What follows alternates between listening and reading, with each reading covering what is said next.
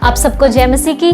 मेरा नाम जुमाइमा जोसेफ है और आप सबका स्वागत है हमारे YouTube channel way truth life enjoy the grace not the world. आज हम अपनी पहली वीडियो में एक ऐसे बिब्लिकल कैरेक्टर के बारे में बात करेंगे जिसका नाम है डैनियल।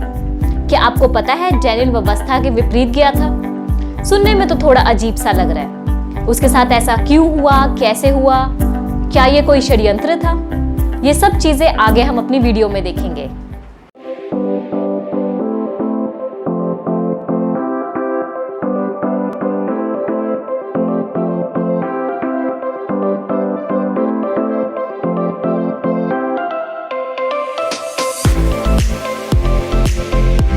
डैनियल अध्याय 6 के अनुसार राजा दारा के समय में 3 अध्यक्ष थे, जिसमें से एक डैनियल था। उनका काम अधिपतियों से लेखा लेना था। डैनियल अपने काम के प्रति बहुत लॉयल था और बहुत ऑनेस्ट था, और ये राजा दारा को बात बहुत अच्छी लगी और उसने सोचा क्यों ना डैनियल को पूरे राज्य पर एक मुखिया के तौर पर ठहराया जाए। जब ये बात उसके सहकर्मियों को पता लगी तो उन्होंने डैनियल के खिलाफ एक षड्यंत्र रचा। उसके सहकर्मियों ने डैनियल की लाइफस्टाइल को देखा और एक चीज पाई जो हमें मिलती है डैनियल अध्याय 6 उसकी 5वीं आयत में, कि परमेश्वर की व्यवस्था को छोड़ उसमें कोई और दोष ना पा सकेंगे। उसके सहकर्मी उतावली के साथ राजा दारा के पास एक प्रस्ताव लेकर गए और उन्होंने बोला कि 30 दिन तक जो कोई हे राजा तुझे छोड़ किसी और मनुष्य या देवता से विनती करे वह सिंगों की मांद में डाल दिया जाए। राजा दारा ये प्रस्ताव सुनकर बहुत खुश हुआ और उसने इस आज्ञा पत्र पर हस्ताक्षर कर दिए। जब ये आज्ञा डैनियल को पता लगी तो वह अपनी कोठरी में गया और अपने परमेश्वर के नाम से प्रार्थना करने लगा। और जब वह प्रार्थना कर ही रहा था कि उसके सहकर्मियों ने उसे पकड़ लिया। ये खबर उसके सहकर्मी राजा दारा के पास लेकर गए और उनसे कहा, हे राजा, जिस डैनियल को तू अपना प्रिय जानता है उसने तेरी आज्ञा का उल्लंघन किया है और निश्चय है कि तू उसे दंड दे। ये बात सुनकर राजा बहुत उदास हुआ और उसके बचाव के तरीके ढूंढने लगा, लेकिन ना पा सका। सूर्य अस्त होते ही उसके सहकर्मी फिर राजा दारा के पास आए और उसे वो अवस्था याद दिलाई जो उन दिनों में चलती थी। हे राजा, ये जान रख कि मादियों और फरीसियों में ये व्यवस्था है कि जो निषेधाज्ञा या आज्ञा राजा ठहराए वह नहीं बदल सकती। फिर मजबूरन राजा दारा ने डैनियल को दंड दिया और उससे कहा, हे डैनियल, जिस परमेश्वर की तू नित्य उपासना करता है वही तुझे बचाए। दंड के रात राजा दारा बहुत बेचैन हुआ और उसने रात का खाना भी नहीं खाया।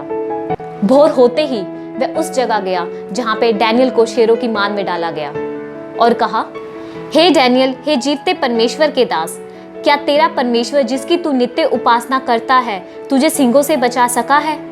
तब डैनियल ने राजा से कहा, हे राजा, तू युग युग जीवित रहे। मेरे परमेश्वर ने अपना दूत भेजकर सिंगों के मुंह को ऐसा बंद रखा कि उन्होंने मेरी कुछ भी हानि नहीं की। इसका कारण ये है कि मैं उसके सामने निर्दोष पाया गया और हे राजा, तेरे सम्मुख भी मैंने कोई भूल नहीं की है। राजा दारा डैनियल की आवाज सुनकर बहुत आनंदित हुआ और उसे तुरंत शेरों की मान से निकाल दिया गया और ये आज्ञा निकाली कि जिन सहकर्मियों ने डैनियल के खिलाफ षड्यंत्र रचा था उन्हें शेरों की मान में डाल दिया जाए।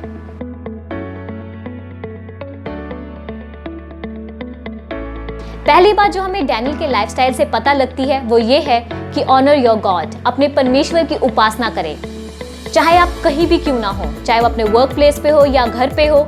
बस ये याद रखें कि सच्चा जिंदा खुदावंद एक ही है और हमें उसी की उपासना करनी है।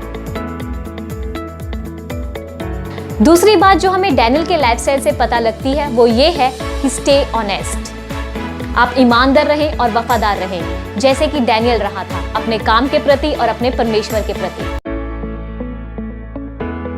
तीसरी बात जो हमें डैनियल के लाइफस्टाइल से पता लगती है वो ये है कि let your faith to do the work, अपने विश्वास को कार्य करने दे, जैसा कि डैनियल ने किया था। डैनियल को पता था कि उसके सहकर्मी उसके खिलाफ षड्यंत्र रच रहे हैं, लेकिन वो चुप रहा और परमेश्वर ने अपनी महिमा तब प्रकट की जब उसे शेरों की मान से बचाया गया। ऐसे ही प्रियो, हमें विश्वास में स्थिर रहना है और मजबूत बने रहना है ताकि परमेश्वर हमारी जिंदगी में छोटी छोटी चीजों पर अपनी महिमा प्रकट करता रहे। इस कहानी का कंक्लूजन ये है कि यदि परमेश्वर आपकी ओर है तो आपका विरोधी कौन हो सकता है। और ये आज के हमारी मोरल वर्ड्स भी है जो पाई जाती है रोमियो की पत्री, उसका 8 अध्याय और उसकी 31 आयतें। अगर आपको हमारी वीडियो अच्छी लगी तो उसे लाइक करें, शेयर करें और हमारे YouTube चैनल को सब्सक्राइब करें। और हाँ, बेल आइकन को क्लिक करना ना भूलेगा, क्योंकि इससे आपको हमारे लेटेस्ट वीडियो के नोटिफिकेशंस मिलते रहेंगे।